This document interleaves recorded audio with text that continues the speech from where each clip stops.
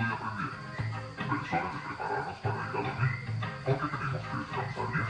Así mañana tenemos mucha energía para jugar, bailar y cantar. Así que a lavarse los dientes, ponerse el pijama, acostarse en la cama y a dormir y a soñar. Si yo tengo muchas ganas de dormir, si yo tengo la razón y no hay oposición, yo me quedo con las ganas de dormir. Buenas noches, dulces sueños. Hey there, welcome back to Cakes by You. Today we're making a Duolingo cake. I recently celebrated my 200-day practice streak and decided to make a little cake about it. So let's go. This design is going to be fun because it'll have two sides to it. One, the lovable cutesy green duo who's so proud of you when you show up and finish a lesson every day. And then the other side, who turns on you in an instant and makes you feel really bad if you even think of missing a single lesson. So for the shape of this cake, I started with a simple 6-inch round cake and made a couple curved cuts to get the shape of his body just right. I'm smoothing out a thin layer of Swiss American hybrid buttercream before covering the cake later on in modeling chocolate. For the wings, I split a cereal treat on the diagonal and then rounded the tips a bit before adding them to the cake. I pressed them into the buttercream while it was soft and then completely covered them with buttercream before chilling. Once the buttercream is firm, these wings are set in place and I can cover the cake without worrying about them moving around. For Duo's feet, I shaped some cereal treats and then covered them with modeling chocolate in an honestly rather unfortunate shade. They looked a bit like Vienna sausages at this stage, but that's okay because I'm going to paint them later. Weenie feet. My design choice really worked out in my favor because this is such an unusual shape for a cake. Doing the covering in two pieces, like a front and a back, was probably a lot easier than it would have been to drape one colored piece over the entire cake. On the subject of two-tone cakes, you want to be sure you have a really nice sharp blade when you're cutting the edge of each of those colors. You want each of those edges to just be one smooth continuous line without snaggles, so that when you press them together, you have a nice, neat seam. I will say that I learned a lot in the process of painting this cake. If you're creating a cake that you want a smooth, solid paint job on, and you plan on using these oil-based edible paints, I would highly recommend completing all of your painting in one go directly after covering your cake. For this one, I painted the green side and then part of the red side, and I paused for the night and then planned on finishing it in the morning.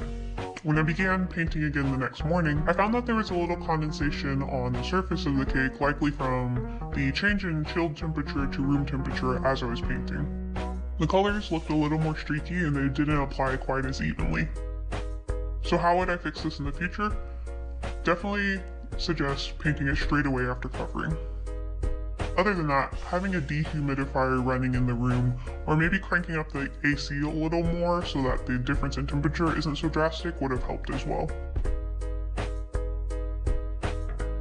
Sidebar, I know a dehumidifier sounds a little over the top, but I cannot tell you how much of a difference it's made for decorating cakes in the past during the summer. At this one bakery I worked at in the past, we made a lot of fondant covered cakes. And during the rainy, warm season, we were definitely realizing the fondant was more sticky to work with and causing problems with designs. Once we got the dehumidifier, I was constantly dumping that bucket throughout the day, but it was totally worth it because it made my life so much easier when I was covering the cakes and using paddles to smooth out the surface and get nice crisp corners on the top edge of the cake. So like I said, it might sound a little over the top, especially if you're just baking at home and trying stuff out, but if your job performance depends on it, I would highly recommend trying it. I'm going to outline with a thin brush first, and then fill in the wider areas with a thin brush. Another important thing to remember when decorating is if you're mixing a specific color, always mix a little more than you think you need, whether it's paint or fondant. That way you won't have to try and color match a new batch if you run out. Yeah, so you can see here that these colors go on really smooth, they're very buildable and blendable. I started with the lighter color, made the outline around his eyes, and then the couple of feathers on his tummy, and did the same thing on the opposite side in the pinkish color. Then my plan for his red side were to make his edges super dark and shadowy and kind of become lighter as they get closer towards the eyes, to give the idea that the eyes are sort of the glowy part of him. For Duo's eyes, I used oval fondant cutters and then smaller ones for his pupils.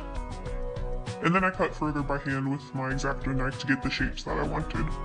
I found that in order to attach his facial features, I had to dab away a bit of the paint so that the surface wasn't so slick, because his eyeballs started to drift down the cake and he started to look a little Picasso-y. Then finally, to finish his face, I cut 2 curved pieces for his beak, added them on, and painted them with a nice bright orange. Now roll that beautiful beak footage. I know that I said that this is his happy, friendly side, but honestly, these eyes, they're the eyes of someone who could snap at any minute.